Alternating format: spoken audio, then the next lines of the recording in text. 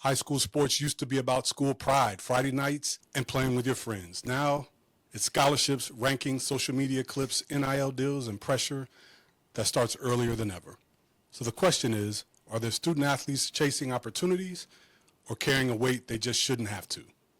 We're going to get into that and so much more. Thanks for joining me.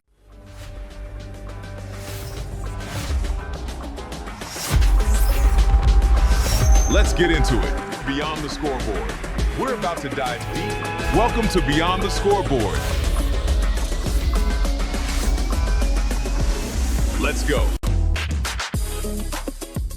Hello, everyone. Welcome to the first episode of Beyond the Scoreboard. I'm your host, Effie James, and this is the podcast about more than wins and losses. There's enough of that, and we're talking about sports, culture, community, and real-life issues that shape the game and impacts our neighborhoods. And for the first episode, we are talking about a real topic that hits close to home for a lot of families and coaches and student athletes right now. High school sports has changed over the years, and it's mostly for the better, and that's true. College recruiting looks different. AAU is bigger than ever. NIL has stepped in, and kids are being asked, sometimes expected, to specialize earlier, train harder, and chase scholarship like it's their only path. So tonight, we're asking, how has this evolution impacted the way student athletes approach their high school experience? And are we helping them or hurting them? To help me unpack that whole subject, I wanted someone who's lived this from multiple angles. So my guest tonight is the head coach of the Ontario Warriors boys basketball program that's in the middle of a tremendous season right now. 12-1 and in the hunt for the Mid-Ohio Athletic Conference Championship. And that's really special considering where that program was when he took over the program just 3 years ago. Under his leadership, the players have shown unprecedented improvement. He's bringing the pride back to the Warrior program. A former All-Ohio high school player, went on to play college basketball and played professionally in Europe. This guy is a coach who understands today's athlete. And full transparency, he is my former Mansfield TY Tiger teammate way back in the 90s. I'm so happy to welcome my friend, my buddy, the homie, Jerry Moton. Jerry, welcome to the show, my man. Thank you, Coach Effie, man. I appreciate it. First, I want to thank God. Without him, I'm nothing. Won't be here. Wouldn't even be here if it wasn't for God. So I just want to start the show with that. Yeah, you're right, man. I second that for sure. You know, and first, man, I want to say this, and I'm going to bumble through this, so forgive me. You know, when I left coaching, I put it like this: when I left coaching, it was the game was in a certain place, but now, when I look at coaches, man, and how coaching is, you got to be a special type of a person to coach high school athletes. You know what I'm saying? Just besides what we're talking about today, just the high school athlete today is it different, or is it just me looking? Is it different to coach today? Yeah, I think coaching is definitely changing this. It changes with the times. Back then it was more, it was almost like a wall up between the coach and the player, and now nowadays you want to get to know each and individual player more. You want to understand them. What makes them tick. So you can bring out the best in them. Yeah, I think that that is almost a must-have right now. I think what you're saying, and I think when I think back to early when I first started coaching, that. I'm not saying it wasn't done, but it wasn't absolutely necessary to be successful. You know what I'm saying? If it was like, hey, look, if I get to know you, I get to know you. If not, you know what I mean? But the better coaches were the ones who had great relationships and could set high expectations. But I just want to get your view on that. But I want to get into your season, man. I am so impressed with your season and how it's going. Talk to me about from your perspective. Now I know what the record is, and I know everybody is. You guys are doing great. But from your perspective, how's your season going? The season is going honestly how I thought it would go. even last year when these guys were freshmen, we were in games, winning by 10, and then end up losing the game. It was like probably 8 to 10 games that we should have won more last year, but I think those guys were just satisfied with being on varsity. It's like they didn't make any more goals after that. Now they step on the court and they know that we have the better team, we have the better players, and one of the things I try to, like, my whole program is just built on aggressiveness and confidence. You always got to have those two when you step on the floor. Yeah, man, that's great, man. Good stuff. I think, I look at a young man, Corday Brown, he's one of your leading scorers, if not your leading scorer. Such a young player. What stands out to you about his growth and how he's able to do so many things so well right now at this stage, being such a young player? One, he's a good kid to coach. He understands the game, and he's played it his whole life. Two, he's left-handed, so I can coach him. I can coach him even better, because I'm left-handed. But he's matured a lot from freshman to sophomore. Yeah. I told Jake Furr, actually. I told him, I said, it's sort of like he was a puppy as a freshman, and then he aged like 7 years. Wow. The whole team. Wow. And the growth in him is just amazing to see. From year 1 to year 2. Yeah. And I think that was what I was going to ask you. What has, as a team, what has impressed you most about this group? Just overall as a team, what's impressed you most about their growth from last year and even 2 years ago when you first took over? What's impressed you most about this group? The team chemistry. Everybody gets along. Everybody pulls for each other. They hang out outside of basketball together.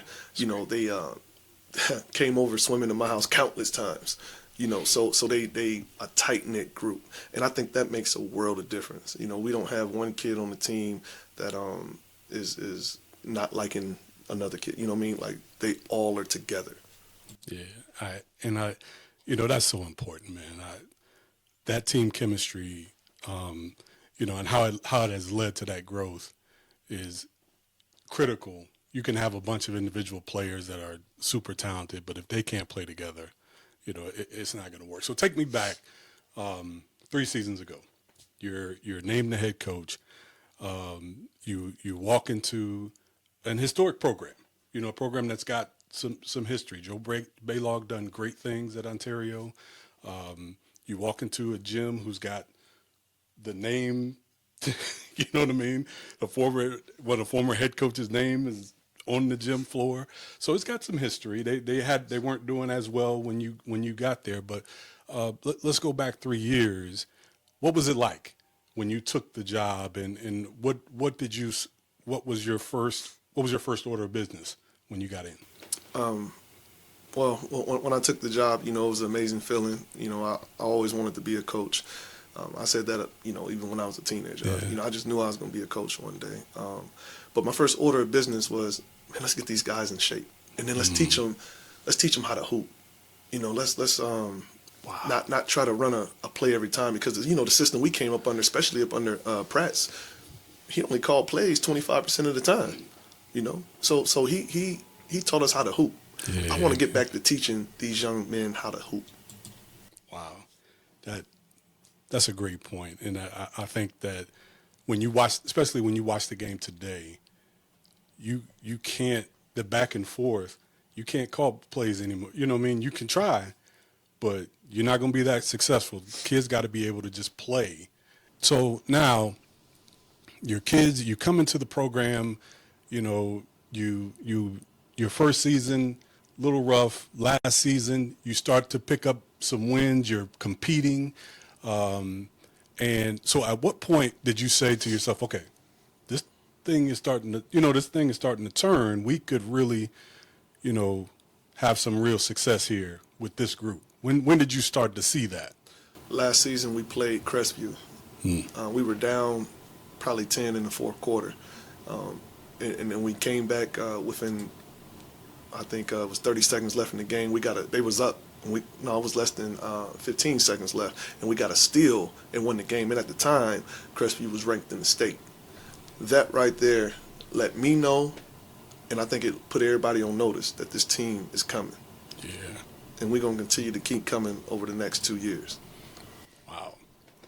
Do you guys talk about, one of the things that, and I tell people all the time that I regret when I was coaching is that I never let the kids talk too far ahead. We had goals, we want to win the conference and, we want to play our best, but I never let our players get too far ahead of themselves. And, especially when we got into the tournament, I'm like, no, next game. And our coaches would be talking about, oh, well, if we win this game, we play this game. And I'd lose my mind if I heard somebody talking about, but if I, now when I'm looking back, I'm like, man, we should have talked more about winning district or winning state. That was our goal. Because, I hear kids now saying, I want to win state. Does your team talk about their goals and what they want to do? Do you encourage that? And what are the goals for this group? Well, we do talk about goals, and we talk about what do we expect and what do we want out of this season. And, we all came to a consensus that we want that MOAC championship. And then after that, we want a district title. And then once you get to the regionals, anything can happen. For sure. So I think we have a group that can make a deep run, and I think we got the personnel to make a deep run. It's just, in the tournament, you also got to get a little lucky. For sure. So, For sure. And when I was thinking about your program, and it's like, that was one of the things that really brought me to this topic. Just thinking about your program and the success that you've had. So how do you feel like sports in general has changed? How do they approach playing sports? Do you feel like the kids are having fun? Do you feel like it's, and I know you're a basketball coach, but you see how it goes with other sports. A number of your guys play football and other sports too. Is it more about fun? Are they chasing scholarships? Is it just about, what's the feel you get from your athletes? I think it's a mixture. I think they're having fun, and I also think they chasing rankings and scholarships. Yeah. The NIL deal that's going on in high school, it's just hitting, so it haven't really affected us yet. On the college level, I see it affects them a lot because sometimes the coach can't even talk to a player before he got to talk to his agent. Yeah, right. So I'm glad we're not at that point yet. I think basketball has changed in a competitive standpoint only because we came up on outside courts, and I think outside courts give you heart. Because like if you want to be the best in the city, you had to go through Johns Park. Yeah. Yeah. And nowadays these kids don't play outside. Yeah, they play indoor, which is probably smart because they saving their knees. True. But you can't. There's no replacement for that outside basketball and heart. Yeah. If you lose a game, you're done for the day. You're going home, so you ain't trying to lose. Right. I was a little kid out there at Johns Park just trying to, hey, can I get on the court with Bub Toddy now? Like my brother Joe Reed was there, and I'm like, can I get on the court? I'm just begging. And then sometimes they put me on, on the court, and I was only about, 9, 10 years old. Right. So I remember those times, and I cherish them. And I think those are the things that change.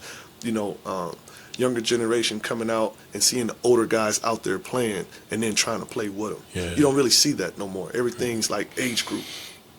The outdoor game, man, and that was an experience. It's one of those things where you feel like everybody should have it. You know what I mean? Everybody should have it because it does something to you. But at the same time, like you said, I understand because we paying for that right now at this age. But at the same time, those games, man, they made you who you are. How early do you see kids like really work? Now, I work in a field that is about college access. That's my work, that's my job. So I actually see a lot of athletes that are really concerned about scholarships. But in your work as a coach, how early do you start seeing kids worried about scholarships and am I going to be able to get a scholarship? And how early does that start for you? Do you start seeing that? Are you starting to see that younger and younger, or are they really worried about that in high school? No, you're starting to see that younger and younger because these rankings are, they come out like number one eighth grader in the country or in the state. So as long as those rankings are coming out like that, they're putting pressure on the kids early. I can't say that it's a good or a bad thing, because I think that it's one of those things that as a young player that builds your confidence.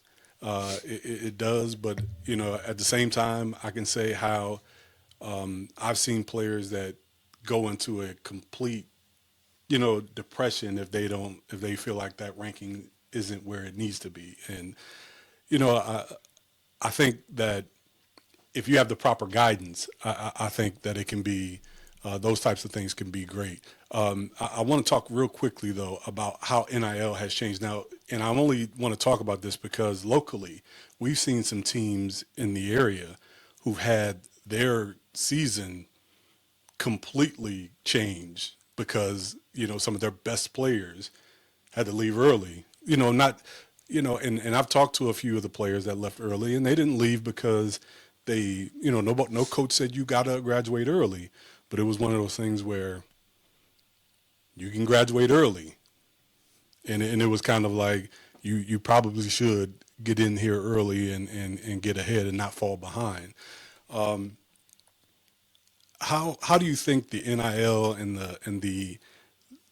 that paying athletes has affected the high school and how high school kids really go after these scholarships and what they put into it and their mental health even? Well, I think for one, just in the area, the surrounding teams that we see, it has affected the multi-sport athlete. Yeah. Because most of the guys that left early left for football. Right. And they were superstars in basketball too. Mm-hmm. And it left that basketball team sort of like, just, it left them without that talent. Mm-hmm. And you're seeing a drop, in a couple teams in the area because of that. So, NIL deals are definitely affecting, different sports, because they're making a decision for themselves, and they have to because they're on their way to college. So, I think it's the best decision for them if they can leave early to get that jump, that head start, because if they're going to pay you, and if you get a head start and do good, then guess what? They're going to pay you more later. Right. Absolutely. One of the things that one of the arguments I made, and I think an article came out yesterday I was reading about the OHSA that I want to get your thoughts on, is the shot clock and how they're talking about bringing the shot clock to Ohio. Now, I am against it. I'm just going to be honest. Not because I think, I'm just this old school guy, but like the rest of this stuff, there's a level of purity that comes with high school sports. You know what I mean? And there's only one level of purity left when it comes to sports, and that's high school sports. And when you start to tinker with that, with things like a shot clock, that you're starting to pull it. So you say, well, how does a shot clock hurt purity? Well, you put a shot clock in. For me, shot clock is great for college and pro because the game needs to be entertaining for the viewer. High school, look, it's strategy. These kids are trying to learn. If your team is more athletic than my team, I've got a strategy to even the playing field, which might be to hold the ball. That might be the only chance that I have. Now, you're going to have to develop a new strategy to beat my strategy. That's purity of the game to me. But, I feel like I'm a person that's blowing that in the wind. Everybody else loves the shot clock. But tell me what you think about that. First of all, that's a unique perspective, and I didn't even think about that aspect of it because I'm for the shot. Yeah. I'm for it. And most people are. I get that. And only because, it's out of selfishness. It plays Yeah. into how I want to play. Absolutely. I want to play fast. Yeah. I don't want them sitting out there thinking about what defense the other team in. I want them to be aggressive and score, and up and down. Yeah. But what you just said is so correct. It is. It's taking away the purity of the game, and it will take away the purity of the game. But just like everything else in life, they'll get a different strategy and they'll evolve to it too. Some later than others. And trust me, I think that if I was sitting in your seat, trust me, I would want the shot clock too. Don't get it twisted. But I think that when I look at things like that, man, it's just so many things. And now the OHSAA is considering bringing NIL to OHSAA. And I am just now, since I've been kind of removed, I'm able to take the wide view lens of these things. And I'm just like, to me, it's just a open invitation to say, you live in this community. I got somebody over here in this community that can do a little something for you. If you know what I mean, I can do a little something. We're inviting some of the negative aspects when money gets incorporated into something that's pure. You know what I mean? It can really tarnish what we're trying to do, which is keep amateurism in high school sports. But again, that's the wide lens view. And if I was a coach right now, I'd probably be like, you know what I mean? I may think differently, but I think I've been far enough away to think that. But when you're thinking about NIL in high school for high school kids to be able to potentially make money off their own image and likeness, what's your thoughts on that? I think first, if they're going to, have the NAI deals in high school, they also need to have a financial class so they know how to manage their money. Absolutely. And another thing, if they would have had this back in our day, Effie, you would have been rich. Because you were a true dog in multiple sports. You would have been rich. Man, look, I probably would have blew it in a couple of days too, because I needed that class you're talking about. But no, I just think, man, that when we talk about that, that I think that's my old age and experience that really wants to try to hang on to that the purity of the game. But going back to your team and how they have really been able to turn the corner so quickly, I'm seeing a lot of young players get good, man. I remember us being in high school and you were good young. You know what I mean? You were good young, and I remember you coming to me. It was either last year or the year before, and we talked at a senior high game, and you were saying, man, I got some young guys, man, that are coming. And I was asking you how the season was going, and you was like, man, I got some young guys that were coming. He said, I just got to keep their heads on, you know what I mean? Make sure they staying humble and keep working hard.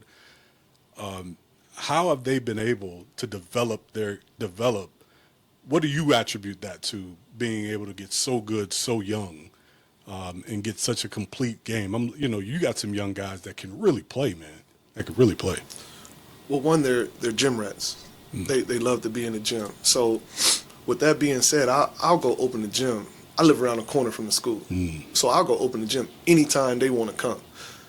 But my thing is, I told them one day, I said, hey, y'all can be in the gym for like an hour, hour and a half, right? But I don't see no sweat coming off of y'all. I said, so when you in this gym and I'm coming to open this gym, I want to see you sweat. I want to see you working. Work on something that you need to work on. Make your weakness your strength. They respect everything I say, because one of the things I do, I tell everybody, I teach life lessons through the sport of basketball. It's just ain't about the game to me. It's about everything about their life. Let me show you how this game has taught me so many lessons, how it's took me around the world. Let me share that with you. Let me show you how I became a dog on the court. Let me teach you how to become that dog too, and go above everything that I've done. And that's one of the things I try to pour into these kids, if they want it. We could talk forever about this topic, but I want to get you out of here. But I want to ask you a few questions. This last session is going to be like kind of like rapid fire. I'm going to ask you some questions. You give me off the top of your head what you think, what comes to your head right away. First question is, what is your favorite part of being a coach? The players. Yeah, the players, being around them. Love it. And what about the toughest part? Everything else associated with being a coach. Love it. Just everything. I think if it was just about basketball, love it completely, 100%. That is actually a great answer. That is actually a great answer. One misconception about today's athletes, in your view? That they lack the competitiveness that we used to have. I think that's a misconception. It's a misunderstanding. I think they have it. They just show it in different ways. Good one. Here's a good one. One thing you change about youth sports, if you could. The mom and pop coaches.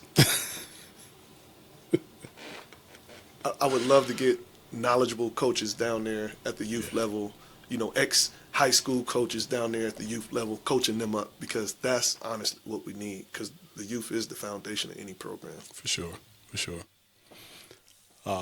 Last question, and this is a good one. Name one play that Coach Hetler called for you your senior year.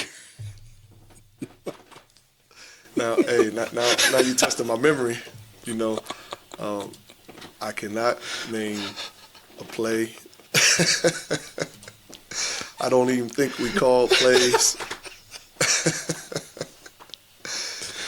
God bless him. God bless him. We were out there free. Listen, somebody asked me one time, and God bless him. God bless. Rest in peace, Coach Wim Bigler. Yes, rest in peace. And we had an outstanding time. Being coached by Coach Prats and Coach Hetler, and Coach Hetler my senior year, and Coach Prats, and but I will tell you, you were a junior. Yes, you were a junior when I was a senior, and I remember me, you, and God bless our brother Sean Tucker, and y'all would be on the court, and y'all were by far the best players on the team, and we would get the ball, and I would be thinking to myself, we don't have any plays to get the ball. You know what I mean? We got two of the best players in Ohio, Sean Tucker, yourself. We had two of the best players, arguably, in Ohio on our team. And we did not have any plays specifically to get y'all, like y'all had to get it how y'all got it. And I'm thinking to myself, like, and I watched y'all. I would come back home and watch y'all play y'all senior year, and which y'all was, and I would be like, man, they just needed me to get out the way so they can be really good. But I would watch y'all my senior year, and I would be like, man, they was really good, and y'all really didn't call no plays that year. But it was a great time. It was a great time nonetheless. Yes, great memories, great time. I tell everybody this. I think I told you before. Yeah, we were good my senior year. But I think we had a more complete team my junior year. With you, Chokey Bradley, me, you, and Palmer, I think we had a more complete team that year. Well, that's going to raise some hype. I don't know about that year. I said complete team. Yeah. We had a more complete team, Yeah.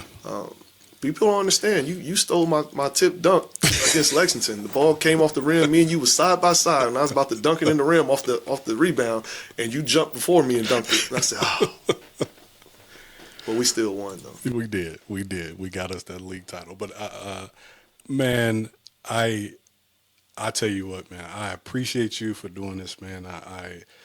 Those, I am real talk. I am proud of you, bro. Thank you. Like really, seriously, and that is the reason why I like when I figured out I was going to do this. I wanted to.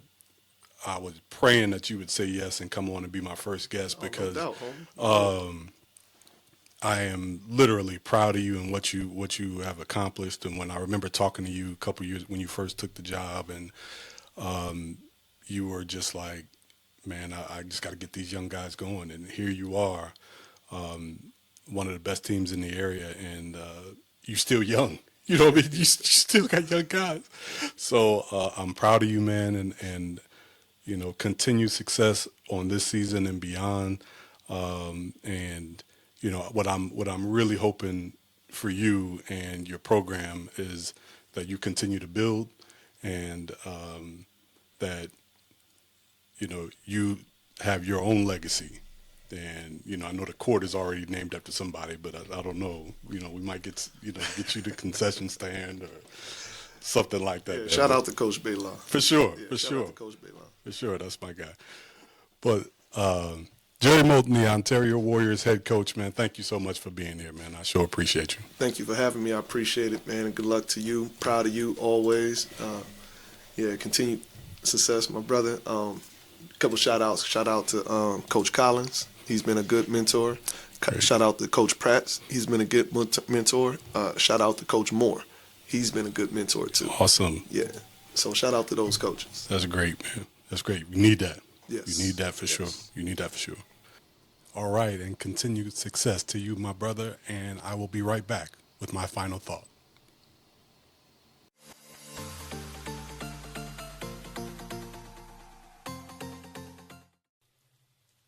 Welcome to my final thoughts on the evolution of high school sports. First, I want to thank again Coach Moton for coming tonight. He was a great guest, and we had great conversation on this topic.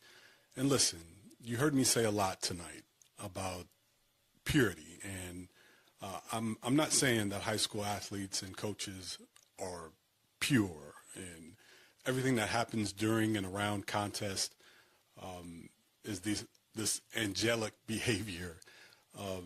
That's not what I'm saying. That's not what I'm saying. I mean, the concept of high school sports is pure.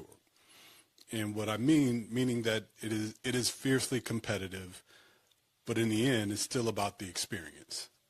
Being with your classmates and participating in something that teaches life lessons, and doing that without dire consequences. So now listen, I'm not in the participation trophy camp where everybody gets awards the same. So, you know, I understand at the high school level, it is extremely competitive, and it should be.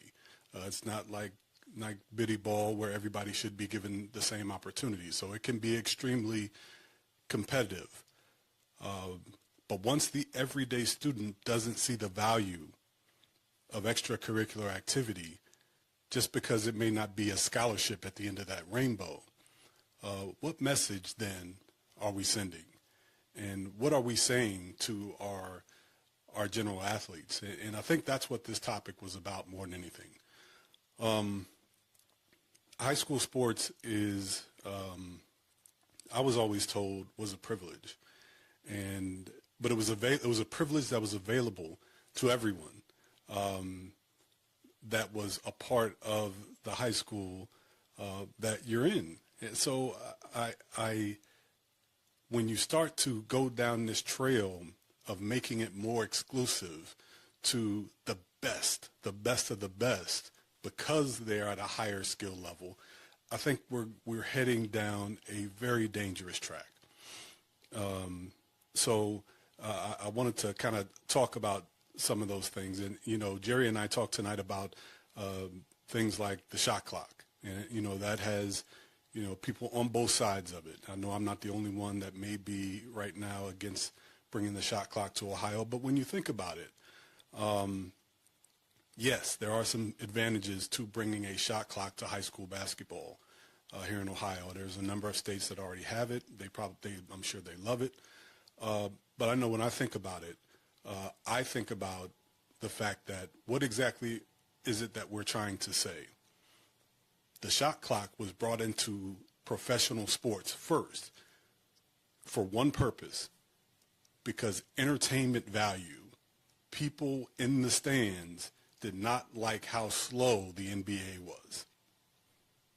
Or at that time, I believe it was one of the other off leagues that brought it in. They didn't like how slow the game was. It was for the consumer. And that ultimately trickled down to the college game, and here we are at the high school game. So when you think about high school sports, and if we bring in the shot clock, what exactly are we saying to our high school athletes? Are they there for our entertainment value? Are they there because we want to see them get more up and down the court? Now, as a basketball purist, would I like that? Sure. But on a whole, is that what we're saying to our athletes? Are they there for the consumer entertainment? And I think they got plenty. They are, as adults, we are, and as adults, they got the rest of their lives to be exploited for their gifts. They got the rest of their lives to be exploited for how good they are at something. I really believe that we've the decision makers, and all of you that are in positions to make decisions as it relates to high school sports and high school athletes. Just take a step as we're steaming towards a lot of things, NIL in high school and shot clock and all these things we want to quickly trickle down from pro to college to high school sports. I just want us to be careful with that because with those things come their problems. And what those problems bring are young people taking on way more responsibility, way more stress on a generation of students that already have record-breaking numbers of mental health issues. I work in a high school, and I see it firsthand. So I don't just see this from an old coach perspective or point of view. I'm able to also view it from the lens of an educator whose primary work is providing support to those looking for pathways to education. So we need to try to keep scholastic level sports as clean and untouched as we can, because the reality is high school sports is supposed to be about the neighborhood you're from. I truly miss the neighborhood schools and the idea that I want to grow up, go to that school around the corner, and win the state championship for the school in the neighborhood that I grew up in. That, to me, is what high school sports and amateurism is truly all about. And even at the college level, not too long ago, it used to be the same way. I picked this college or this university, and I want to win the conference or national championship for this school because I picked it and I wanted to go there. There was pride in that, and that's what it was about. So when I think about my final thoughts and what my final thoughts are on the evolution of high school sports, I recognize that everything must evolve. I'm not crazy. I love how athletes are getting better, younger, and they're training harder, and how analytics are playing a role in all sports at all levels, and how facilities are getting better and more state-of-the-art. I love that. I love how, sports at all levels are evolving, especially at the high school level. That is great. But there's certain levels and there's certain elements that we as adults, parents, and decision makers have to be smart about. And we must keep those core principles of education, fun, sportsmanship, leadership at the forefront. Not just the intense competitive nature of the sport. Because here's the reality, ladies and gentlemen. Here's the facts. Less than 2% of student athletes will receive an athletic scholarship. Okay? And even less than that if you're talking about Division I. So you see what I mean? So if my fingers represent the thousands of students going on to play to get a scholarship, this is how many, not even a full, this is how many are going to get a Division I scholarship. Now, if that doesn't scare you as a parent or a person who's going nuts about the getting my kid ready for pros or being entertained by high school kids, we're doing the wrong thing. So we've got to understand one thing. Keep this in mind. These young people are going to spend the rest of their lives being exploited for things that they're good at. So whether it's being an accountant, an engineer, a physical therapist, they've got plenty of time in their lives to be exploited and underpaid, most of them and most of us, for their gifts. So let's make sure our kids know that in the midst of all the fierce competition that's in high school sports, we can still prioritize having fun and keeping the pride in our neighborhood school. And that's my final thought. Thank you for watching Beyond the Scoreboard, and I'll see you next time.